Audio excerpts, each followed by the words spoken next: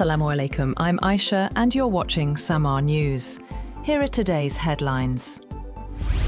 The US and Iran appear no closer to finding an end to their war after the two sides traded fire in the Gulf amid a tenuous ceasefire. Washington has been awaiting Tehran's response to a US proposal that would formally end the war before talks on more contentious issues, including Iran's nuclear program. Sporadic clashes continued on Friday between Iranian forces and US vessels in the Strait of Hormuz, Iran's semi-official Fars news agency reported. The Tasnim news agency later cited an Iranian military source saying the situation had calmed, but warning more clashes were possible.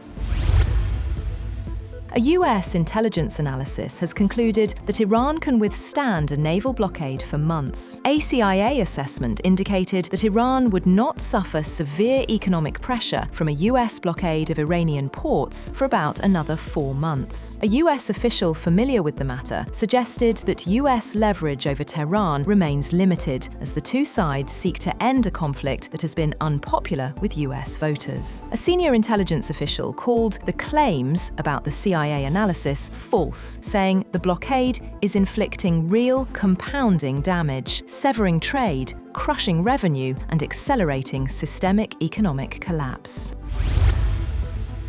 Pakistan-mediated backdoor diplomacy between the United States and Iran has made significant progress, with talks likely to resume in Islamabad as early as next week.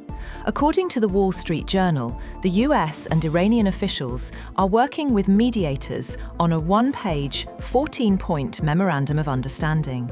The proposed document would set the framework for around 1 month of formal talks. If negotiations progress, the 1-month period could be extended by mutual agreement. The proposed talks are expected to include detailed discussions on Iran's nuclear program, uranium enrichment, and the handling of Iran's highly enriched uranium stockpiles.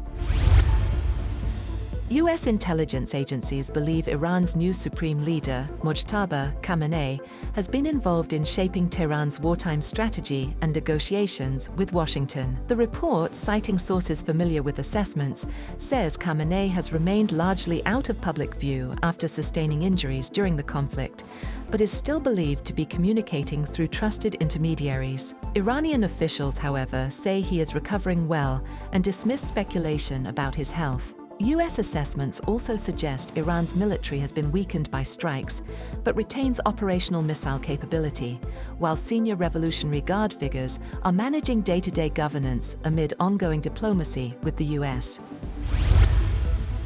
The US Treasury has announced sanctions against 10 individuals and companies, including several in China and Hong Kong, over accusations they aided Iran's efforts to secure weapons and the raw materials needed to build its Shahed drones and ballistic missiles.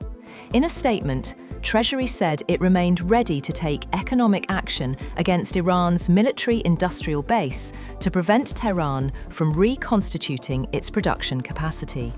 It also said it was prepared to act against any foreign company supporting illicit Iranian commerce, including airlines, and could impose secondary sanctions on foreign financial institutions that aid Iran's efforts, including those connected to China's independent teapot oil refineries. Iranian Foreign Minister Abbas Araghchi has rejected US intelligence claims that Tehran's military capabilities were weakened by the war, saying Iran's missile inventory now stands at 120% of pre-war levels. In a social media post, Araghchi accused Washington of repeatedly choosing reckless military adventure whenever diplomacy is possible. Iran's National Security Commission member Ali Kezrian has warned that Tehran will respond militarily to the US naval blockade, saying attacks on Iranian ships will not go unanswered. In an interview, he said that a naval blockade is considered a military act, and a military act receives a military response. Sporadic clashes between Iranian and US forces were reported in the Strait of Hormuz, though Iranian media later said the situation had calmed. Russia and Ukraine have confirmed that they have agreed to a US-brokered 3-day ceasefire that will run from May 9th to May 11th. And US President Donald Trump said he hoped it would be extended. Trump's announcement of the temporary ceasefire on Truth Social earlier in the day also said each country would exchange 1,000 prisoners of war. Trump wrote in a post on Truth Social that the Ukraine-Russia ceasefire would include a suspension of all kinetic activity and a swap of 1,000 prisoners from each country. The International Monetary Fund has approved the latest review of Pakistan's reform program, unlocking $1.2 billion in fresh financing under the ongoing IMF arrangements. Finance Minister Muhammad Aurangzeb said the decision reflects progress on difficult but necessary economic reforms. The package includes around $1 billion under the Extended Fund Facility and $200 million through the Resilience and Sustainability Facility. The IMF said Pakistan met key targets linked to taxation, energy pricing and fiscal discipline, while a new IMF mission is expected in Islamabad later this month for budget talks and further reform discussions. That's all for now. For more updates, visit www.samaa.tv.